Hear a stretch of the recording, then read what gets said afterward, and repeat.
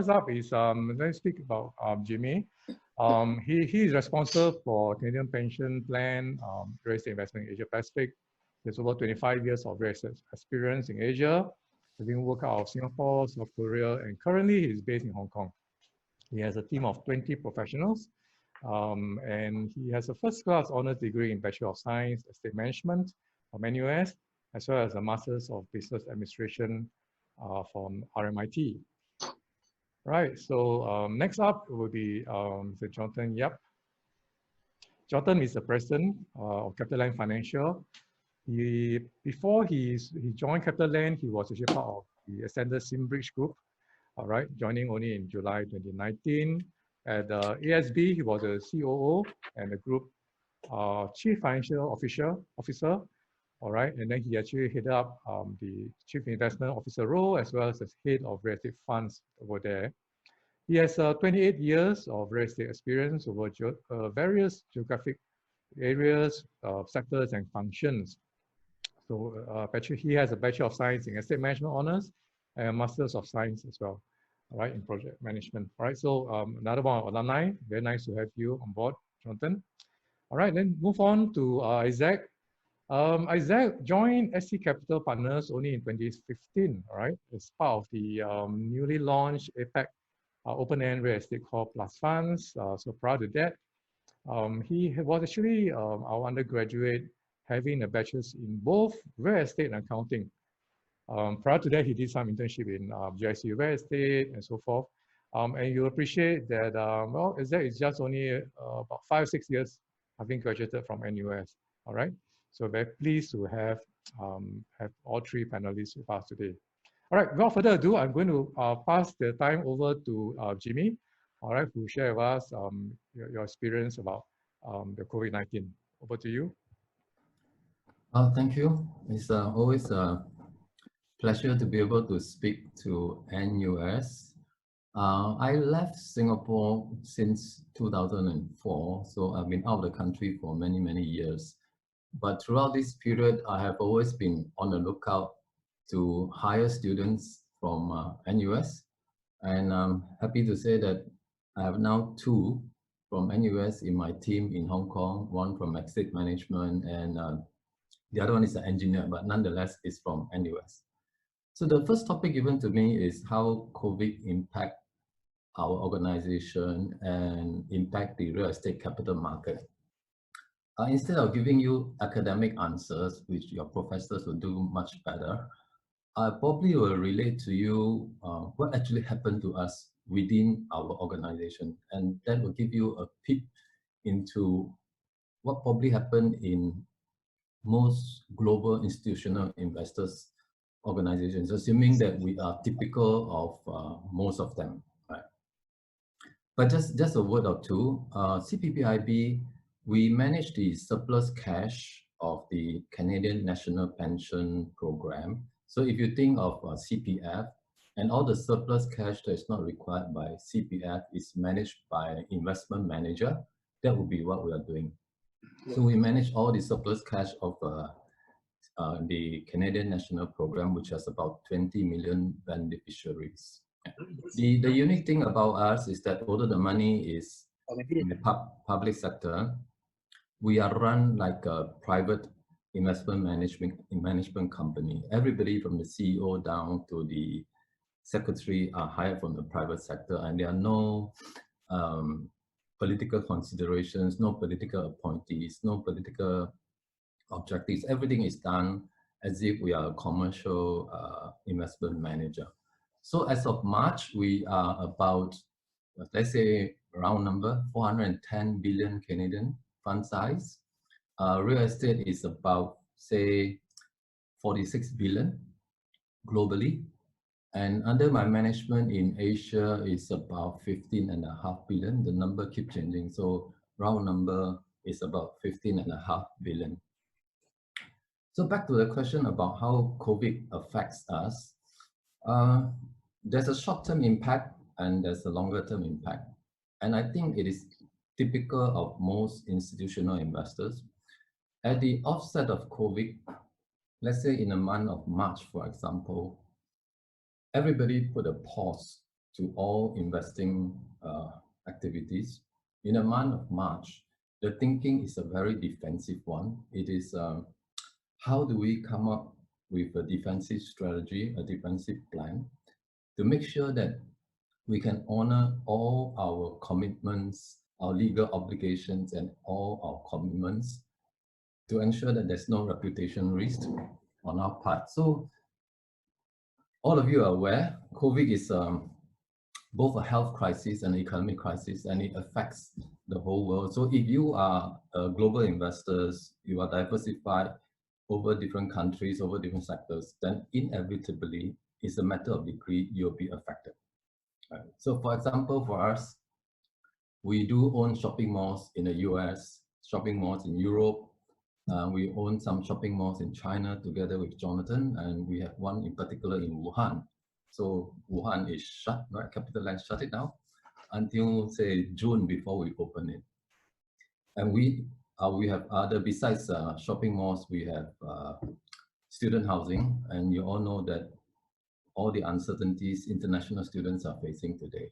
And there are other asset class that are being affected to one degree or the other. Of course, there are those who benefited positively from the COVID pandemic. So the issue in March at the offset is what are our exposures? And practically it means really practically it means thinking through the many possible scenarios. As in March, nobody really knows how this will pan out. What happens if COVID lasts what happens if our revenue dries up for 3 months? What happens if it's 6 months? What happens if it's 9 months? At which point we might trigger a breach in our loan covenants? When is it that we stop being able to pay our loans? What are our exposures? How much liquidity we need to set aside? How much liquid capital, how much rescue capital we need to put aside? And it was all that kind of questions that fill our mind. And I could imagine that happens throughout the world, throughout all global investors, institutions. So you see a short-term pause in transactions. And the only transactions that we undertake the past few months are those that already started pre-COVID and in very advanced stages. And transactions that potentially have a reputational impact on us or on our partners if we were to stop. So we did complete a couple, but by and large, everything is on hold, except perhaps the listed real estate market. Listed real estate, say from the peak of February to end of March, prices on average fell over 40%. So if you have some degree of conviction, you have capital, then perhaps you play the listed market. But as far as the private market is concerned, everything is on hold. We have transactions that we're negotiating, so we mutually agree with our partners, say, let's stop, pencil down for 3 months, sort out internal issues, and then we pick it up again. And the 3 months is up now, and we started over again. We were in the process of selling something in London, we put it on hold, and now we are back to it again. So by the time you come to April, then the mindset change. Okay, nobody's at the point of April, you still do not know what's going to happen, but you get a better handle of your exposures. You have a better handle of your liquidity conditions and situations. So once you reach April, then the mindset begins to change, and we start thinking about the future, what the post-COVID world will look like. What's going to happen to all the different sectors that we're in? Do we need to rethink our strategies? What are the changes that we need to make? How much repricing we think will happen in the particular sector? Are there countries, are there sectors that we should lean in harder, or pull out quicker? And particularly on the listed side, how fast, how soon, which sector, which country we should be deploying to take advantage of this discrepancy between the listed pricing and the private pricing. So it's, on paper sounds easy, practically it's really tough.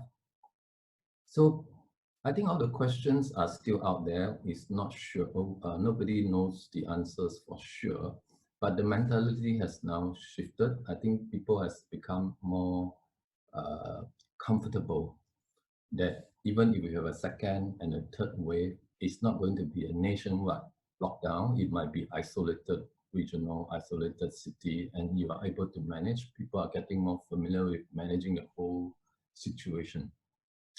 So back to the first question of what we think is the impact of COVID on real estate capital market. I believe this year, or for the rest of the year, volume of transaction should be just a fraction of the past average. But if I look at myself, on average, every year I churn about $1 billion Canadian just in Asia, buying and selling, or investing and divesting, or nicer words. This year, I think we'll do just a fraction of that. But in the longer term, I don't think the COVID world has changed allocation of capital into the real estate market. I just saw a recent NREF survey. There are still lots of real estate funds out there with tons of dry powder waiting to be invested, waiting by the sideline. And given that interest environment is likely to remain low for a couple more years, it's already low for many years, we are seeing that more and more organizations will be either increasing or stepping into the real estate market. So in the longer term, I do see not less capital, I see more capital entering the capital market. And we see that ourselves over the last 3-5 years. We feel the level of competition has become more and more intense, and that's because many others with much lower cost of capital are entering the market, making our life really, really difficult. So that's probably a brief summary of what we are going through and how we are seeing the market at a very high level. Thank you for that. And now I'd like to invite Jonathan to share with us his perspective of the COVID pandemic. Jonathan, over to you. Thank you, Xiaowing. First of all, thank you, NUS, for inviting me. Clearly, as alumni, it's always very exciting to be back at NUS events and obviously meeting many friends, notwithstanding virtually. Maybe just give me 30 seconds to first quickly just introduce CapitaLand before I take on the question. CapitaLand is listed on Stock Exchange of Singapore. We are a diversified real estate group of company. We invest in an entire spectrum of real estate from retail, residential, office, suburban office, business parks, industrial, data center, logistics. So you can see it's quite broad coverage, including obviously lodging, which is essentially hospitality. And we invest in more than 30 countries around the world, but our key markets are really Singapore, China, India, Vietnam. And we also have investments in a group of what we call as more mature markets like US, Australia, UK, and Germany. So in terms of AUM, we currently manage about Sing dollars 130 B, slightly above that, worth of real estate, and of which about 55%, roughly about 75 B Sing dollars, it sits in the funds that we manage. We presently manage 7 listed REITs, 6 of which listed in Singapore, 1 listed in Malaysia, and 25 private funds. I guess the relevance of all that is when we take on a subject matter like COVID. So we obviously have a few perspectives. One is obviously as an investor. At the same time, we are also a fund manager. So we are a service provider to the likes of the world like Jimmy. As he mentioned earlier, we do have something we co-invest. So when we deal with something like COVID, it definitely becomes, I guess, the more than one dimension that we consider. Obviously, when the news broke out, I remember during Chinese New Year, this year was an unusual one. Other than the usual Chinese New Year greetings, in the senior management, we're all busy exchanging notes about where can we get masks in advance, knowing that all the protective gear will become hot in demand. So the whole Chinese New Year chat group was all about how many masks can we get, where can we get, that kind of conversation. So I guess to a large extent, when this issue first kind of cropped up, we went back to the experience we had obviously dealing with SARS, notwithstanding it's a while ago. But we kind of said, look, let's take out our crisis plan and see what the things, step through the things that we need to do. So fair to say, it was a very busy period. And clearly China, which is a market we have substantial investment in, was the first to come under limelight. So naturally there was severe concern. Clearly we are worried about the well-being of our colleagues as well, obviously, of the investments we have in China. So fair to say the world kind of came to a very, very sudden stop, as Jimmy said earlier. Not just investment, right down to even malls being shut down by the government, not by us voluntarily, obviously. So therefore, you find that across the world, we started to figure out, okay, what exactly do we need to do? Trying to learn from the China experience since they started the journey much earlier. So literally, we start to do all the usual things we need to think about, putting in all the protective arrangements, organizing our people appropriately with all the split team arrangements, and so on and so forth. And naturally, as Jimmy mentioned earlier, in a crisis, cash is king. So it's about checking on liquidity, our ability to preserve cash. So obviously, we became very, very stringent about approving investments. Of course, there are some momentum deals that were kind of locked in previously, and returns still make sense. Those we went ahead very selectively, whether it's acquisition or divestment. At the same time, there are deals that we just kind of stop, put on hold, and basically try to buy time to figure out what's going on. And I think the same thought process also went through with our investor, given that obviously they are a big part of our equation too. And our investors and they go through the same process too. They will say, look, this period, they're not going to bring any deal to the IC. So might as well don't waste time. So clearly you can find everybody is trying to look for queues because COVID was unprecedented in many ways. It's not just a pandemic, it's not just a medical issue, it's also an economic issue, because even before that, we're really talking about issues around the effect of the QE, potential, at the point in time, potentially rising interest rate, US-China tension already been on for a while. So there are already pre-existing issues that need to be dealt with. And I guess adding on the medical angle just made it so much harder. So fair to say, it is one of those where we don't have any history on it, any precedents to go back to. So, which is why I think it's explainable why everybody is looking at each other to figure out and look for cues to what to do. So we did a lot of stress testing financially to figure out what exactly we could do. Is there any recapitalization needed across the various positions we have? We obviously did a fair bit of stress tests and a fair bit of scenario planning as well. And it's also about working with our tenants as well, because ultimately we want to preserve the entire ecosystem, because clearly we want the property to be of relevance to our tenants as well as the end consumer. So we spent a fair bit of time talking to a tenant, understanding how we can be helpful. And of course, in some cases, we also need to make sure we give the necessary public announcements ahead of time. That's something we have to do across the entire world, wherever we have investments that we have to look after. It's one of those things that I guess each day, as each year unfolds, you kind of like find new and new learnings. At the same time, potentially finding new angles to see how you do this. And obviously, throughout the period, even until now, we get a lot of questions about our views of various sectors. What do you feel about retail? What do you feel about hospitality? Is working from home going to take away demand for office space? So there's this whole long list of questions, some of which obviously are very macro. It's really about mega trends, but some of these are really just purely very micro. And that's where we go back to our experience on ground with more than 1,000 properties across the world. And we look at each of the property and try to learn from each of the property.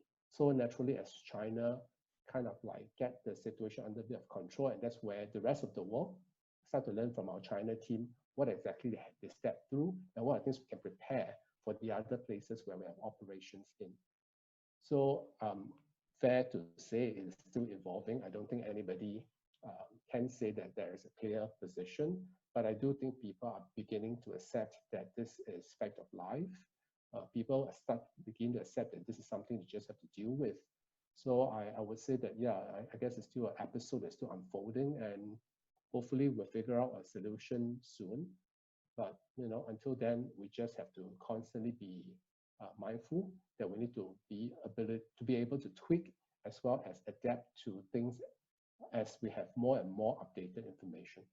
Thank you very much, Jonathan. It's very interesting to see how CapitaLand as a multinational, different sectors, how you actually learn from what's happening in different countries. So I guess you have time later on to come back to that question. So right now, I'd like to invite Isaac, who is a director from SC Capital Partners, to share with us his experience as well as his organization experience with the COVID-19 pandemic. Isaac, all yours.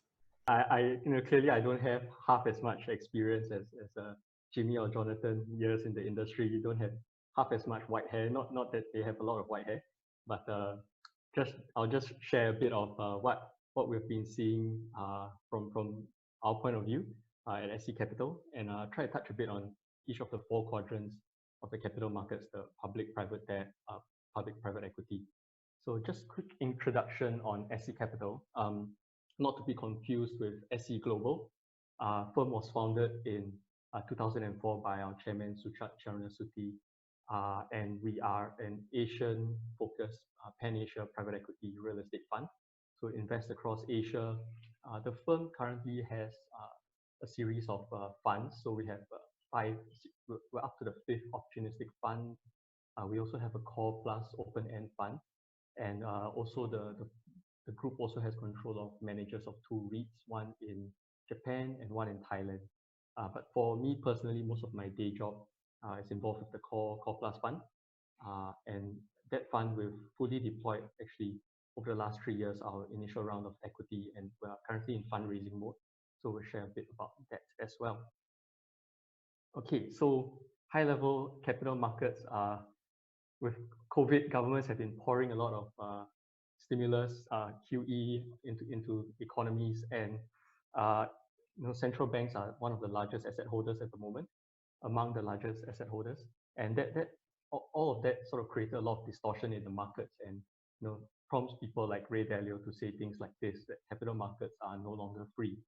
And as Jimmy and Jonathan alluded to earlier, everyone started running to the hills with their bags of cash because panic, right? Too much distortion, too much risk. Everyone just dumps everything and holds cash, and that's what we see at the chart on the right. So as a result of that, with equity markets down, so we just do a quick contrast of public equity and private equity in real estate. So on the left we have the major Asian REITs. Just ignore the line with the US REIT index. And on the right we have the NREF open-end core funds for Asia.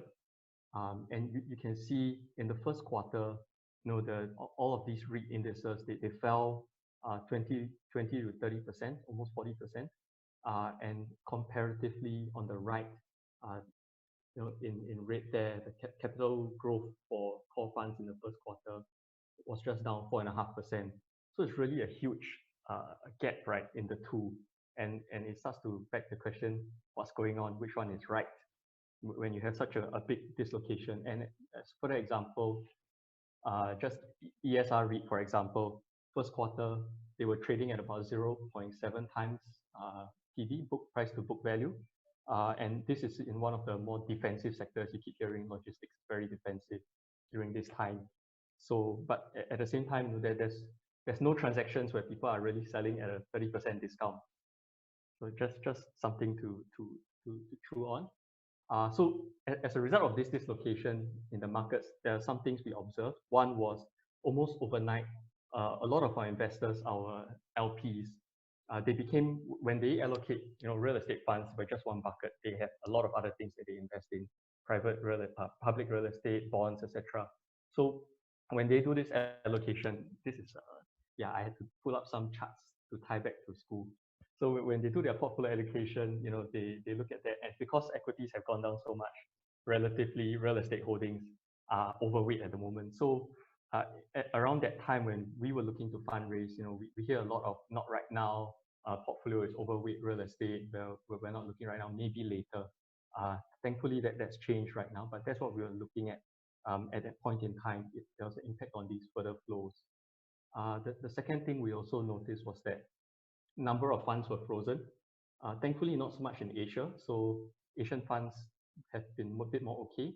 But part of the reason funds were frozen is that people couldn't get clarity on the valuations, right?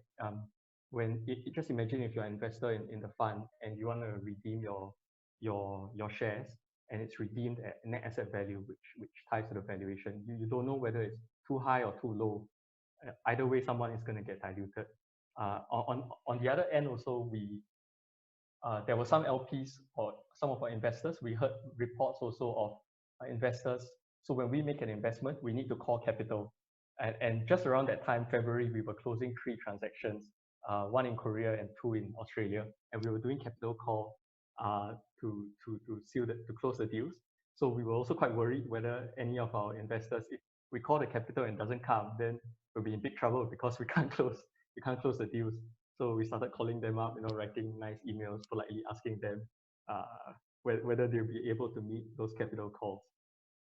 And the third thing that I'll share that we observed as a result is that valuers also, they started slapping on these kinds of disclaimers in the valuation reports. I think NREF reports said, I think about 50 to 70% of valuation reports now have these disclaimers. And in one instance in New Zealand, the valuation report couldn't come out quite on time because their lockdown was very severe and the valuer could not physically go and inspect the property. So he couldn't issue the valuation report. And thankfully, a lockdown was lifted eventually in time. But if it had dragged on, then, don't know how. Yeah, so just coming back to this comparison, where we saw, REITs on the left, they plunged 20-40% in first quarter. When it came to the second quarter, they actually recovered quite a bit. So now they're down about 10 to 20% year to date. And just checked last night, but unfortunately the NREF Core Fund Index, they haven't given the results for second quarter yet. But just for our fund, for example, we're just anticipating a very slight decline overall in the valuation for second quarter. Yeah, so that brings the public markets much closer in line with what we're seeing in the private real estate markets. But going forward, who knows? Now moving, so that was on the equity side. Moving to the debt side of things, the Fed, they've been cutting their Fed's fund rate quite a bit. And one thing we noticed in lending was that a lot of our lenders, they started cutting back on LTV that they were willing to give up quite a bit. So even though they could borrow more cheaply from their central banks, they were cutting down on lending. And this is especially so for development deals. And when that happened, that really created a bit of a funding gap, because normally you buy a project $100, you could borrow maybe $60 or $70 from the bank, and then you just cough up 30. Now banks pulled back, and there was a bit of a gap. So that we've seen, I don't know whether it's coincidence, but slight increase in parties who are willing to look at mezzanine deals and also preferred equity, where maybe we're seeing a bit less of that previously. Might be a coincidence, but not quite sure. Just something we've observed. So there was one student housing mezz deal that we were looking at in New Zealand recently as well. And the other notable thing is that one of the more important factors when banks decide who to lend to currently is the sponsor. They really look at who they're lending to. And I think that's one critical thing about capital markets. Essentially, it all comes down to trust, right? For somebody to give somebody money, it comes down to whether you can trust the guy. Will he pay you back? Will he give you the returns he promised? So when there's so much uncertainty, people just go back to who they can really trust. Whether can I trust this sponsor? Do they take pride in what they do? And are they good for their word? Do they value their reputation enough? And over the years, we've also been quite actively cultivating these banking relationships. Sometimes things don't always make, just comparing like loan costs, for example, you might not always go with the cheapest lender just to cultivate relationships. And I think when times get bad and you need the bank to stand behind you, that's when it really pays off. And I think that's something that's helped us quite a bit during these times as well. Okay, and next part I will talk about is a bit on risk. So if you look at all your capital markets formulas, right, going back to school, you see everything, all the capital markets, modern portfolio theory, all ties back to risk, your risk-free rate, and all kinds of risk premiums. So risk is really quite quite critical. And what capital markets essentially do is they just carve out the risk. How much risk how much to allocate for what type of risk, and how much return is enough for each type of risk. That's basically what the players are trying to do. So I'll just share a bit about what we've seen on the risk front in our portfolio. So with COVID, economies impacted. Singapore's GDP down 40%. We just saw, and that really exacerbates a few things. It exacerbates underlying income inequality, and that plays very easily then into nationalist sentiment, things like that, where you channel the anger to it's very easy to blame China, blame foreigners for all the frustration that people are feeling. And we see that manifested in things like the UK banning Huawei. In New Zealand, one of our tenants, Spark, they were going to use Huawei equipment for their 5G networks, and they had to scrap all of those plans and use a more expensive equipment provider. India banning TikTok, for example.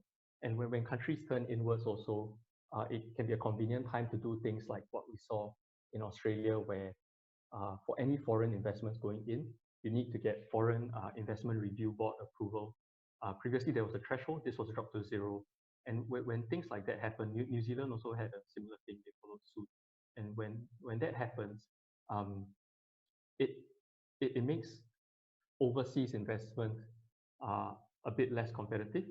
Well, people investing from overseas into Australia, into New Zealand, those guys become a bit less competitive, because if you're a seller and you have to choose between two parties, and one party, as part of the deal, they need to wait for Foreign Investment Review Board approval, and it's not 100% sure that they will get it. And also, it can take a lot of time, especially now that everybody has to apply. The office is jammed up, there's a backlog. Then that can impact flows as well. So it impacts liquidity as well if you're an asset holder. In Korea also, we saw capital gains tax being floated as a possible change. So that's some of the things that we're seeing. I also touch a bit on student housing. So we like to invest thematically, and student housing is one that we have quite a bit of. Not as much as CPPIB, but we've got some. So with travel impacted, students can't go in, and the impact to the portfolios, to sector in general, has been quite significant. But our portfolio actually has been relatively insulated so far, and it was quite interesting, and it was for a number of reasons. One was, when most people investing into student housing, they've done so. So they buy the asset and they put an operator in and they lease it direct to the students. What we've targeted is we've been quite selective. We've only targeted mostly student housing assets with master leases in place. So we take on the lease from the university or from an operator, and they on their end go and handle the students. So even when occupancy drops to 50%, for example, it halves, we're still insulated, and the university, the operator, they're still on the hook to pay us the full amount. So that's one thing that's protected us quite a bit. The other thing is that a lot of our portfolio is in Japan and New Zealand, where the underlying student base is actually domestic, quite significantly domestic. So those guys were not as impacted by travel restrictions. So as a result, the occupancies are still a lot healthier compared to some in other countries. In Australia, for example, we also have one asset. Occupancy used to be around 90%. Now it's down to about 70%, which is still on the upper end of the range. Some of the comps are trading around 50%. And the reason is that even for that one, that property, when we chose it, we selected it because it had a niche in that it catered to the foundation year under 18 students. So it had that sort of captive market, and that gave us a bit more of insulation as well. And the other thing also culturally that was quite interesting is that when we looked at Japan, the rental collection rates in Japan were among the highest. So even though students, some, they lost their part-time jobs and things like that, it was getting harder to pay rent. A lot of them were actually still copying up and paying. And I think it really came down to the culture. Even for Japan office buildings, there's really a culture of being quite honorable and paying up. Whereas in Australia, for example, they were very quick to put their hands up and say, no, I can't pay, and they just stop paying. Yeah, so that's something else to think about, this cultural aspect when you think about risk as well. Yeah. And yeah, so I guess it's quite interesting to look at these issues and then see how it plays into how we traditionally think about risk. When you look at traditional metrics like risk-adjusted returns, yield spreads, or which part of the capital stack you sit in. Okay, just last part for fun. When we're doing this, it was the elections, and so I got our intern, who is also our intern Rika, who is also from NUS Real Estate, just to do a fun slide to pull up some data on capital markets, a lot of fiscal spending as a percentage of GDP, and then to look at where that sits in relation to how soon that government is due for the next election. So this is what we came up with. I mean, there's a lot of things we can adjust for. It's definitely not thesis ready, but you can see there, Singapore and New Zealand, they're around 20%. They're definitely on the higher end of things. Korea was interesting because at the time, Korea had just started, was in the middle of their election somewhat. So you could choose which side of the scale you want to put that on. It'll be interesting if we can further adjust for things like how badly some of these economies were impacted and how severe the lockdowns were. But yeah, just a bit of fun fact. Okay, that's it from me. Thank you. Thank you very much, Isaac. Very interesting stuff. Yeah, thank you to our three panels for sharing the different perspectives. As you've already seen, we already have very wide and very sort of perspectives being shared so far. We'd like to change our focus a little bit on several issues. All right, and there are 4 issues that we would like to look at. We may not have time to go through all of them, but let's see. The first issue is the question of weaknesses. What are the weaknesses in the real estate markets that's being exposed by the pandemic that we have seen? I guess in some sense, the panelists have touched on some of this area. Which I'd like to invite any of our panelists to maybe share some idea on the weaknesses in the real estate markets exposed by the pandemic, the very first issue here. I guess covered a bit just now. One main thing is really valuations. As everyone pointed out, a lot of investments were put on hold. So it's really hard to put a finger on where the values should be sitting. And I think that's one weakness that was really exposed during this pandemic. Valuers were essentially just putting all these disclaimers on, and it's very hard to rely on the number when it's like that. Internally, we were doing a number of projections as well, just to see how the portfolio will be impacted, running different scenarios. But it was really quite hard to do that. And when for funds and investors, when you're looking at going in and out, then it's really very hard to make those kinds of decisions. Thanks for that. The other point, which Isaac also mentioned early on, is how lenders, right, sort of change their take. Isaac shared about this, the banks, lenders, recalibrating their loan-to-value ratio. But I'd like to maybe ask Jonathan, if you don't mind, how do you see this space on the market? How do you see the lenders, the banks, how type of risk appetite have they shifted their risk appetite and so forth? One of the key difference, I guess, this crisis, say vis-a-vis GFC, is that the gearing level that the market generally is when we entered the GFC probably was much higher compared to this time round. So therefore, I think as a result, it does actually change things a little bit different. When this thing came up, a lot of people make comparison with GFC, say, look, GFC, this is what happened, that's a correction we saw in the various asset classes in terms of valuation. But I don't think that comparison is necessarily correct, mainly because I guess with GFC and with a few other issues beforehand, in general, developers and investors are more cautious in terms of their gearing levels. I think by and large, if you compare like for like, I would say the average gearing is obviously lower. That I think does give banks comfort.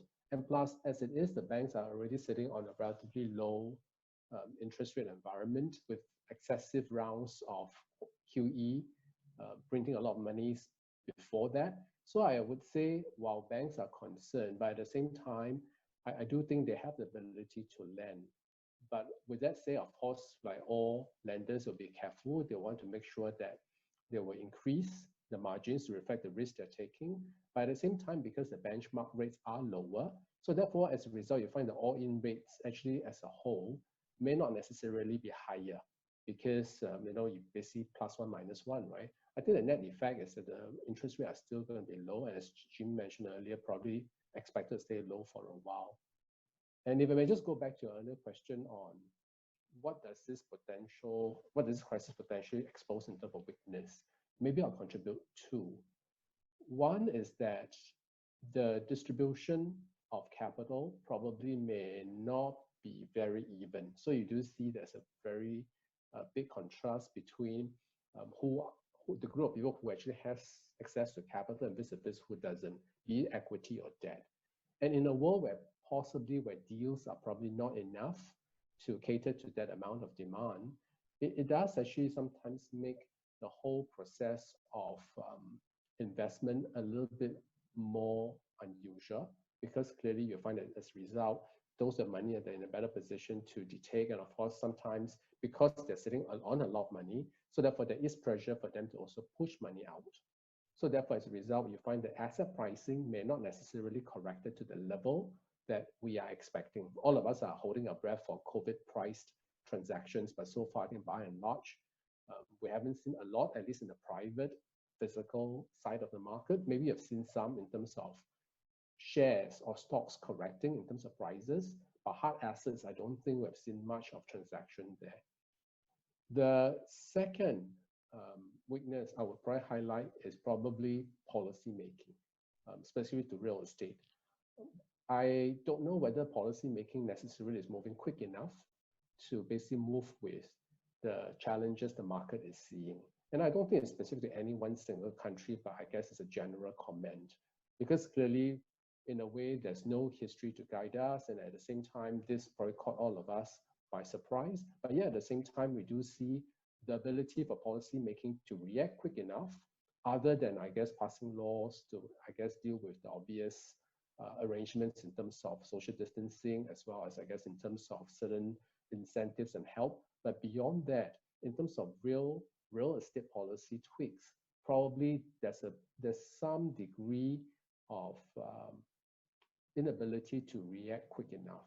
And maybe because the world has been quite one-dimensional for the last few years, so therefore, as a result, there wasn't that thought process that's already in place to deal with some of these potential challenges that we actually have to think about. So I do think those probably are two weaknesses that I noticed as a result of this crisis. All right, thank you for that, Jonathan. I'd like to invite Jimmy to comment on the issue right now we're talking about. What do you see as some of the weaknesses in the real estate sector that this pandemic has exposed us to? Can you share us your thoughts? It depends on how we define weaknesses, because this pandemic not just exposed real estate, it exposed all the other asset classes as well. Now we are in infrastructure and you happen to be owning airports and things like that, you are having an even tougher time than real estate. Having said that, I think if you talk about sectors, the most obvious one would be those like hotel, shopping malls, where you are dependent on high footfalls, and those are most susceptible to government policies like what Jonathan mentioned. If you shut down, then your revenue is totally cut off. And things like entertainment centers, amusement parks, resorts, and so on, they are top of the list, right? Living in high uncertainty. Going down the grade a little bit, you would have what Isaac mentioned, like student housing.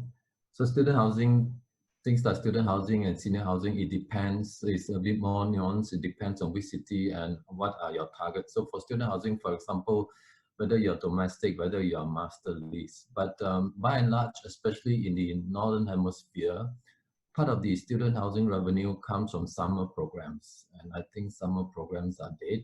So it's a matter of degree that you are being affected, right? The weakness there is your income, there's a gap in your income throughout the year. It's not So there are a couple of months where you're relying on more transient income. And if that is gone, it hits you just like hotels. You are in Asia, especially a big part of the revenue comes from F&B. And today, you know, nobody go for a buffet, nobody has a big wedding banquet. Then you are affected to that degree. But having, apart from the sector itself, if we look at the process, and I'd like to pick on what Jonathan and Isaac mentioned. On one of the things Isaac mentioned is valuation. We're just having a discussion recently about real estate valuation. I left school for many years already, so if I'm behind time on what I say, then you have to excuse me, right?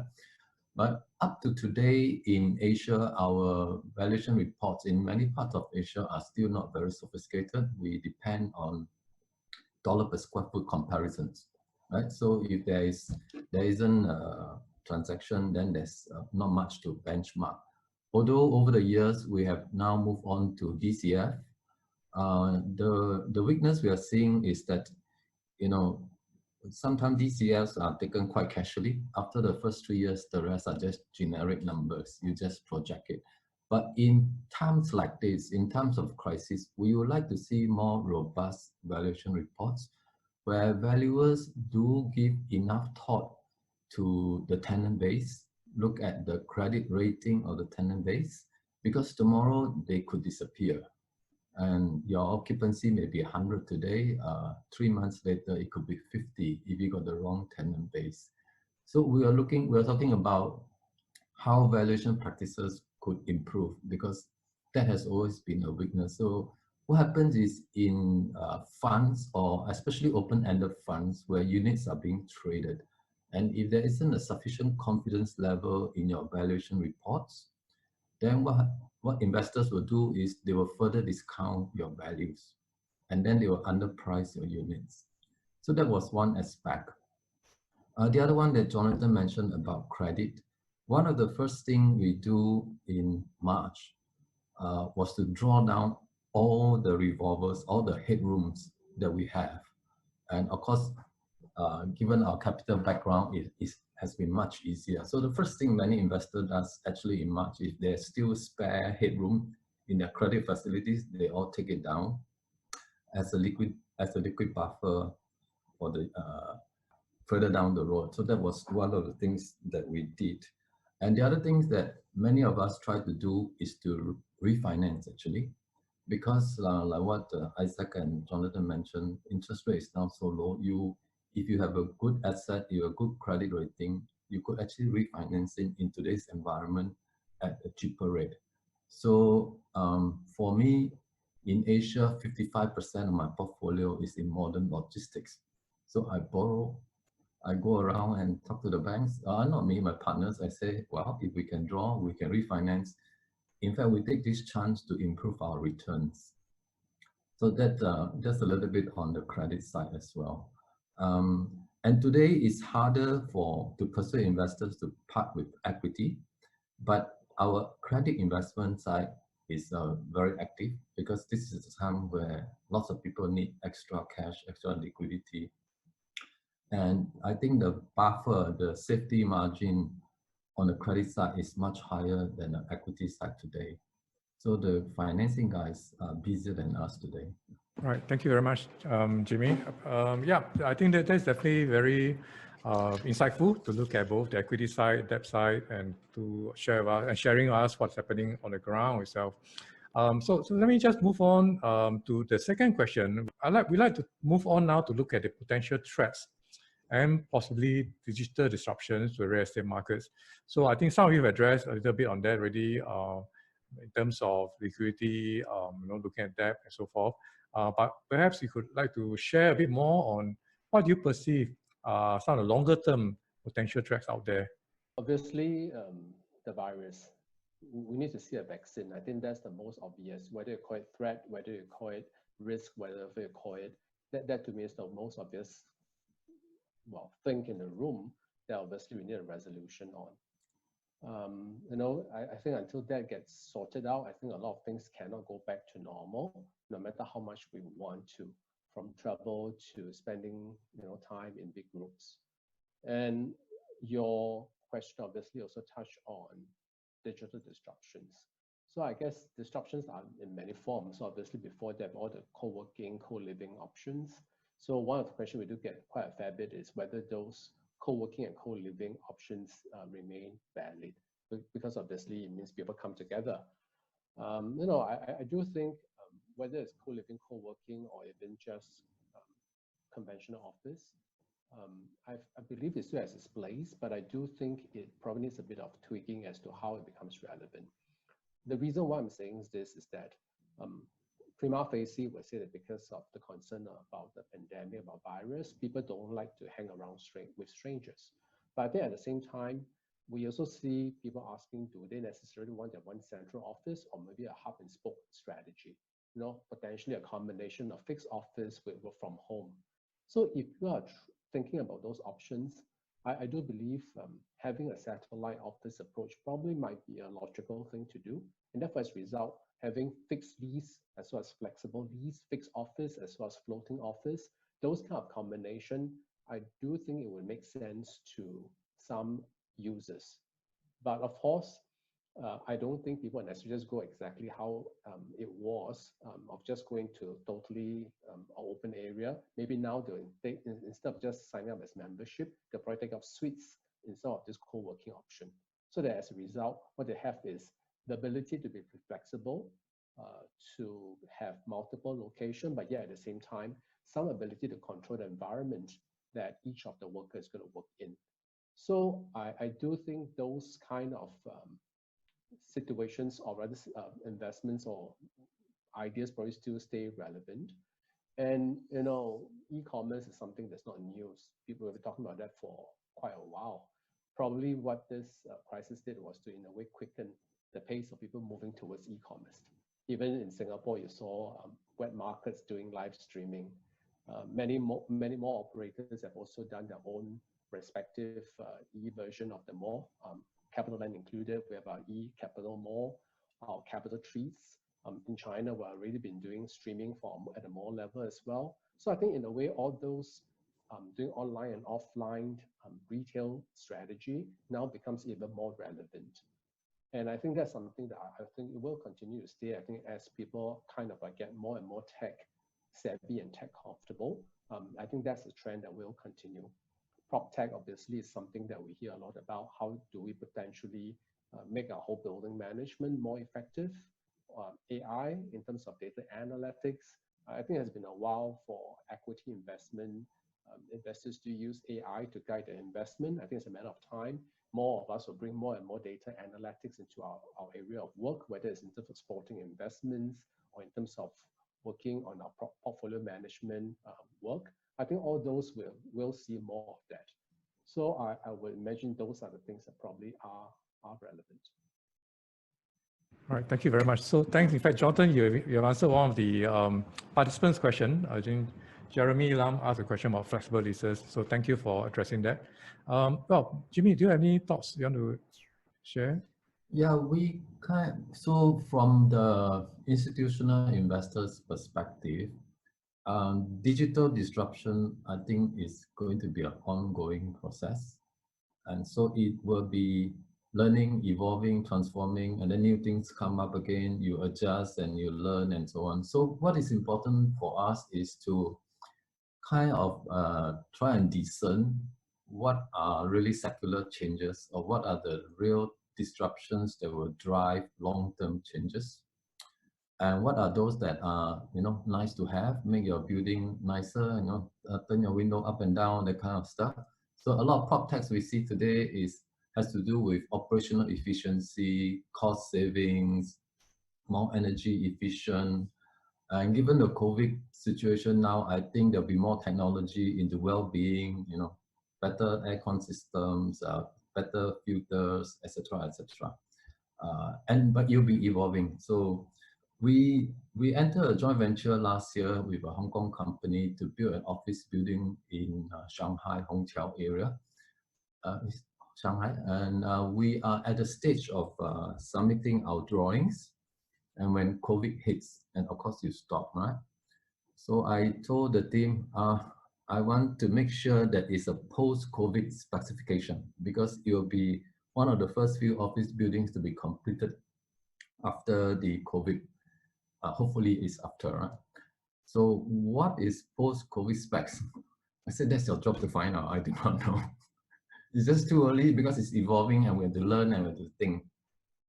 But for us, it's really trying to discern the trend. So for example, Jonathan mentioned, say, e-commerce, right? It's really accelerated maybe the demise of shopping mall. So the question to us will be, should we continue to invest in shopping centers?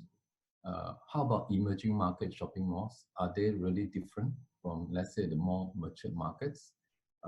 Or should we totally withdraw? And that'll be a big, big decision. Or maybe the other question is, what determines a good mall today, post-COVID versus pre-COVID? Of course, everybody say you change the tenant mix, you get more lifestyle, more experience.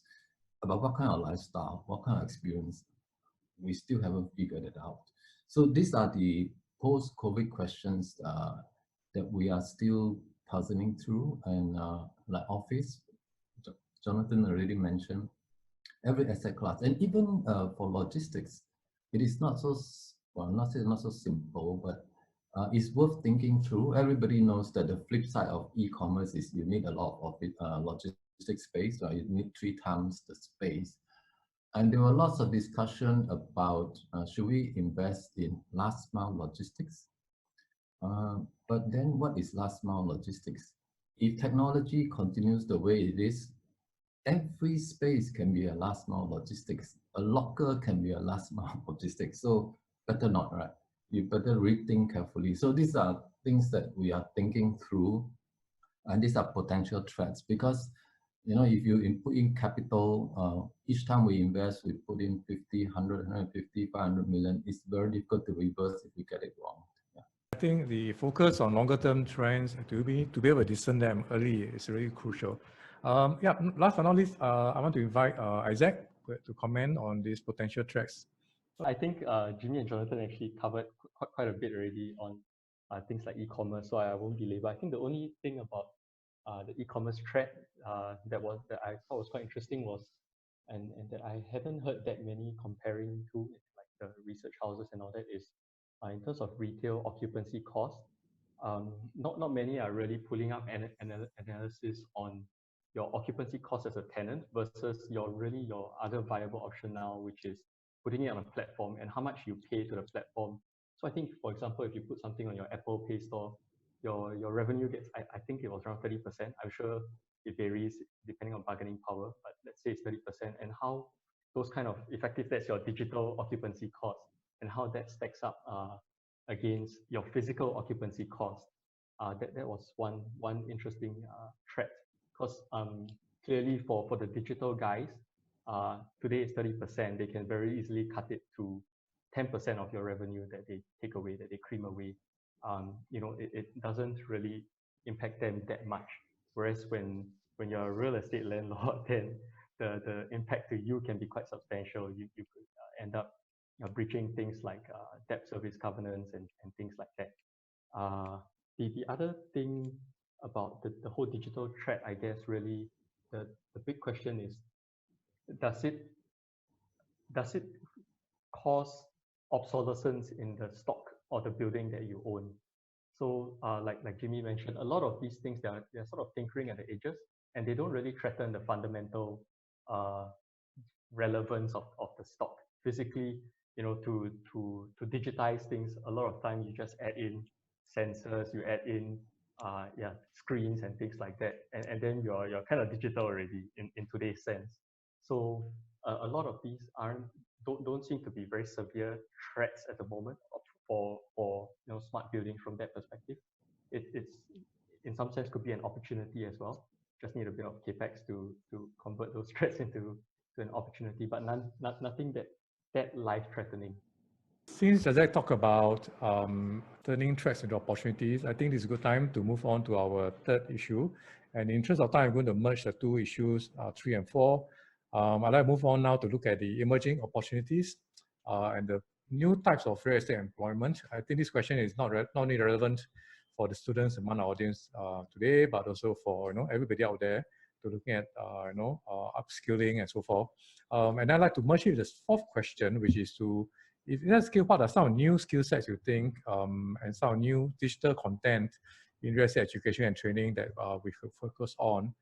So I'd like to now move on to these two issues right now. All right. So maybe I invite maybe Jimmy to talk about it first. Yeah, maybe very broadly, I think my broad comment is the number of opportunities in the real estate market in Asia will increase as the years pass by, and that follows my earlier comment because I think there are more capital that will flow into the real estate market in the years to come. And the other one is because I think on average, Asia's GDP will still be higher than the US and Europe for the next, well, hopefully the next decade, hopefully next 2-3 decades for us. And as the market matures, as the middle income household population increases, it will create a lot of demand for new kind of real estates. And you will also create, you know, I think we will see in the next couple of years, the growth of the alternative real estate class in Asia. Up to now, there are many real estate types, let's say in the US, that are not very significant in Asia yet. And we should see that as those sectors growing, and all those will create opportunities other than just pure technology related or digital related opportunities. I would really love to see equivalent of a Blackstone coming out of Singapore, for example. We're still growing, but I think so on the high level, I think I'm very optimistic that there will be more and more opportunities for real estate professionals. Of course, this year probably is a bit tougher. This 1-2 years a bit tougher, but on the long run, I think that will happen, and that will spin off many kind of jobs for real estate professionals. Well, as far as skill sets, from my perspective as an institutional investor, if I could hire people with at least the basic data literacy, understanding what's happening, understanding some degree of technology, that would be what I'm looking for. Because at the end of the day, I'm a real estate investor. I'm not a technology investment guy. Within our fund, we do have thematic investing. I have a whole team looking at technology. We provide training, we provide online training. If you have the time, hopefully you don't have the time if you work for me, but if you have the time, you could go online, you could learn. There are lots of classes, lots of things that you can pick up. It's more a lifelong learning skill set than anything else nowadays. Within CPPIB, we do provide training, even for managing directors. We spend time in Silicon Valley to get the exposure, to get the understanding. But the understanding, the exposure is so that we can evaluate investments, not so much that I can invest in technology because I have another private equity shop doing it, or I have a thematic guy looking at it. So when it comes to skill sets, the people we look for is back to basic 101. We're looking for people who can work in a global setting, people who can manage cross-culturally, people who know how to collaborate in this kind of new setting, and people with. And the other thing that's interesting is skill sets across the capital stack nowadays. There's a merge. The line is no longer so clear. We don't just do equity investment. We do credit. We do public listed, private listed. We take private companies and so on and so forth. So that kind of skill set, being able to move up and down the capital stack, those kind of things actually are more important to me. And in terms of topics, the latest topics, I would try to have a better understanding will be things like ESG, climate change, and how will that impact our investments. And I'm sure that is being taught in school. At a high level, that's how I see things, yeah. Thank you. Yep. So I'm going to invite Jonathan now to share with us your thoughts on this topic. Yeah, I agree with Jimmy. Of course, when you look at emerging, it can go on the list for data center, logistics, so on and so forth, right? I think the list can go really long. But whether investment is interesting or not, sometimes it's also the returns that you get. If everybody is fighting for the same kind of asset classes, then naturally your price will be pushed up, so your returns will come down. So it doesn't make it any interesting. And likewise, maybe some of the mainstream sectors, like whether you're retail, residential, and so on, if you can find the right angle to, in a way, repurpose or kind of make it unique, you may have a better opportunity to make money out of it. So I do think probably the angle here now is the ability to integrate options or integrate solutions that previously we kind of like box them in different categories.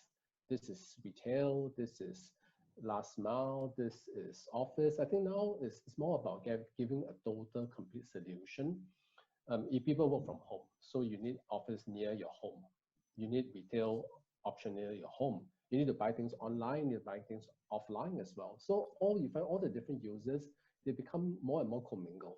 So I think the solution now is about finding that proposition that's most relevant to your consumer, the target consumer, and less so about being fixated about it being this use or that use. And that's where I think the planning guidelines, policy makings around real estate users need to also evolve with it to kind of encourage that the flexibility that I think what people are asking for today. And therefore, as a result, I think obviously the ability to understand data, but don't have to be expert, but at least you know what you need to do. All those are important. To me, those are, in a way, hygiene factor. What I think are more important skill sets of ability now is the ability to adapt, the ability to collaborate, have an open mind, and are able to synthesize different thoughts and different ideas and kind of integrate them together. I find a lot of value in people who can actually do that now. That I think is very, very important. Yep, let's move on to Isaac. Share your thoughts with us. Yep, okay. In terms of opportunities, I think one big opportunity that is still sort of in the more nascent stages, especially in Asia, is climate investing. Definitely growing and very quickly gaining traction, a lot more focus, especially from institutional investors. I think even retail investors recently, Straits Times did a survey and they found quite an increasing number will factor environmental responsibility and sustainability in their next investing decision, and that really applies across all sectors. So that's one area, and really it's not just about looking good. I think it's gotten to a point where in the world where insurers, banks, all of us are sitting up and realizing this is not just something to fit in and put on your annual report. This is real, and it's getting to a point where it's starting to be bad for business, because with things like flooding and all that, it has a very real impact on markets. I mean, Indonesia talking about moving the whole capital, right? Bangkok is having flooding. The last week, I think China, Japan all had very heavy rainfall and had a lot of floods going on. Was talking to an ex schoolmate as well. They are doing a report. I think quite a bit of Singapore CBD is below sea level as well, so some exposure there. There was a climate report that looked at all the listed real estate companies, and they sort of flagged who are the most exposed in terms of climate risk, and quite a few of the listed companies in Singapore and Hong Kong came up on top. So that's one. I think that's one opportunity where if you, and also on climate, when investors come into our fund, increasingly we're getting more questions. They do their due diligence, and one question that pops up now is how near are your properties? Any properties that are within 500 meters, 1 kilometer from the coastline. So they are actually becoming very cognizant of these kinds of factors. Another one that I've been quite interested in on a personal level is urban agriculture or food production. I think as a lot of countries see the disruption in supply chains, especially during COVID, everyone starts to look inwards and they want to manufacture things locally. They want to produce food locally, make sure that the people can be fed. And Singapore, we had that 30% of food production by 2030. I think Singapore government has come out to say, to work with the Dutch government. They have a development project in the West that they are looking at producing a high stacked up multi-story indoor urban farm. And that could be something quite interesting to look at as well. Currently, there's not a lot of expertise there. It's a whole new thing. And technology-wise, I started taking some classes on my own on urban farming as well. And technology-wise, it's sort of at the tipping point, I find. We're at a cusp where energy costs are still too high, but they're tweaking the technology and the LED lights and all that. So I think once we get to a point where the costs come down and it becomes viable, then very quickly it could become quite an interesting class to look at. And the last opportunity really along the lines of what Jonathan said is mixed-use development. I think even though you can have a portfolio of retail, office, residential, logistics, but when something goes bad, right, that whole asset, if occupancy it goes to zero in your hotel, for example, the whole thing is gone, right? If the bank forecloses, worst case. But if you have a mixed-use development, then internally, for example, if that one asset mixed use, it has one bank loan, then you have that sort of hedge from the different sectors. One is down, the other one can offset. So you bring that diversification at a portfolio down to the asset level. So that could be an interesting sector as well. If you have like a mixed-use development fund or mixed-use development REIT purely on that basis. In terms of skill sets, I think digital skills are quite often talked about, but I think it's sort of quite saturated. If you take a stone and throw, there's always somebody who's a data programmer or software engineer or scientist. There are a lot of them, especially from overseas. So it's highly competitive. So I would say that I think one of the best skills to develop would be your people skills, and so don't hang on your handphone too much. Try and develop your people skills, and that kind of thing, I guess, is timeless. It'll always serve you well. Very, very good comment. Thanks, Isaac. Right, so let me move on to our last segment for today, which is open Q&A segment. Ty has asked a question. It's directed to Jonathan. The question is, among all the sectors owned by CapitaLand, which sector suffered the most, and how long do you think the impact will last? I think naturally, retail, hospitality, to some extent, maybe even residential felt the impact. That sounds almost like everything. But I think the truth is partially also because obviously when malls are closed, naturally there will be the effect. So I think there's got a direct effect of a lockdown. You will feel the effect. So you can't travel, so obviously hotels gets affected. Malls are not open. It gives the tenant no ability to basically earn revenue. So obviously the effect is very direct. Office is shut down, you can work from home. Industrial, you still need your logistic centers and so on. So clearly, I guess it's no-brainer that, or rather it's obvious that retail and lodging probably are the most severely affected sectors. Then the question is obviously, you can talk about whether it's VU, LW, bathtub, kind of recovery. There's so many possibilities and permutation. I really don't think anybody can be authoritative about it. I think what for sure we know is that the solution won't come as quick as the pandemic hit us. I think it will take a little while, as we have heard many versions about the virus is mutating. So the way I look at it is you just have to constantly be ready to adjust and move on. So that's the reason why for retail, for us, we move on to having online and offline at the same time. It kind of forced us to get there very quickly. In fact, our IT team was given a very short span of time. When COVID hit us, they look, I know we've been talking about it. You have literally 1 month to roll a solution. So very quickly, we're forced to basically get all our e-capital mall, our capital trees in Singapore, our solutions in China, to be on board very quickly. Likewise, for lodging, we convert quite a few of our short-term stay to long-term stay. And I do think there's also, that question that when you have a concern about hygiene, even for people who used to may perhaps rent apartment, now may feel a bit more assured to live in an apartment that is managed by professionals. So we do see some movement there. Will CapEx be allocated to make permanent A&A to existing properties? So in some sense, I think early on, Jimmy has talked about post-COVID-19 design for some new building. In some way, Jonathan has addressed it himself. Maybe I'd like just to tap on Jimmy's perspective again. Speaking of existing properties now, right, instead of new properties, what do you think CapEx is going to go up because of these new post-COVID conditions? What are your thoughts on that? So depending on which category, today in office, capex is not significant. Is you know, extra cleaning and so on, those kind of things as a percentage of operating expenses is really not that high. The concern you have is if you have a building that is going to be quickly obsolete after COVID, then that will be your concern. Other than that, capex is not yet an issue. Yeah.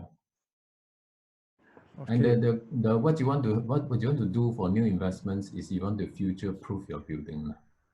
Right, right. So I guess that also brings up another point which was raised earlier on about flexible lease arrangements. I think Jonathan also mentioned that earlier on.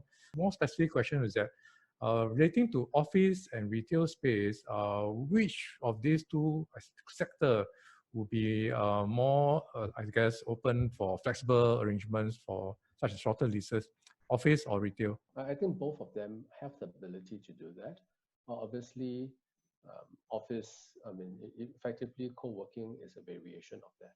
And I don't think there's anything new, right? A long time ago, we have service office. So I really think office has the ability to do that. Likewise, retail has the ability to do that too. We've seen pop-up stores for a long time. So I do think at the end of the day, if you really want to measure which one is more, then you need to have a yardstick to say what is a measure, what's the yardstick we're measuring against. What I think probably is more relevant is really focusing on, I guess, ultimately what is the investment objectives they want to get out from each investment, and then find what's the necessary solution that will help us to achieve that objectives. That will probably be how I would approach that topic. Right, great, thanks. On the same question, maybe I'd like to invite Isaac to so maybe share some of your thoughts on sort of the new post-COVID world, where arrangements are a bit more flexible, with flexibility be higher, more highly valued. What are your thoughts on that? In terms of flexibility for lease arrangements, I guess one would be one sort of flexibility that might be more in demand would be having a base space as required for a longer period, and then those flex add-on space as and when you need that. So that makes it, I guess, a bit more challenging in terms of when you're looking at investment, you obviously have a return objective in mind. So when that whole flex part of things introduces a lot of a bit more uncertainty into that equation. So maybe people have to be a bit more conservative going forward in terms of projecting how much you're going to get from that flex or element. You've got to be a bit more realistic. And then it also means that on the asset management front, you're going to have to be a lot more proactive in terms of continually talking to your guys. Okay, you know, your flex space is a month-to-month lease. Next month, do you still want or not, or are you giving it up? Then I have to go and find somebody to queue up for the space. That's one. In terms of flexibility, also, I think things like master leases that we see a lot of and that has helped us a lot, that will probably be less. I think a lot of tenants might start asking for leases where the rent is tied to the revenue. So that presents another interesting challenge in that from a real estate investment, you sort of become a real estate plus. You're kind of making, when you accept the tenant in, you're kind of making an investment into their business as well, because then, you know, how much revenue you can get from that lease is tied to how much revenue they get as a business. I think a lot will be seeking that sort of closer alignment of incentives. So that could be a skill where you might end up with more specialists who are specialists in looking at different tenant types, different sectors, and have a better understanding of their business. And it also creates an opportunity for landlords to grow with their tenants, where, you know, certain landlords have a good understanding and appreciation of the tenant business, and they are willing to take on that sort of uncertainty and flexibility with some occupiers that they are comfortable with. All right, thank you very much. All right, so we come to the sort of the end of our allocated time, and let me just quickly summarize what has been covered this evening. I think we really heard from the wide spectrum, right, from institutional investor perspective to a financial organization perspective, from a private fund, as well as the debt as well as equity side, both equity, not only in terms of private equity, but in terms of public listed equity also. So we heard a whole spectrum of very interesting topics. Thank you so much for your time and effort. I'll see you around some other time. All right. I really appreciate your comment and input. Thank you very much.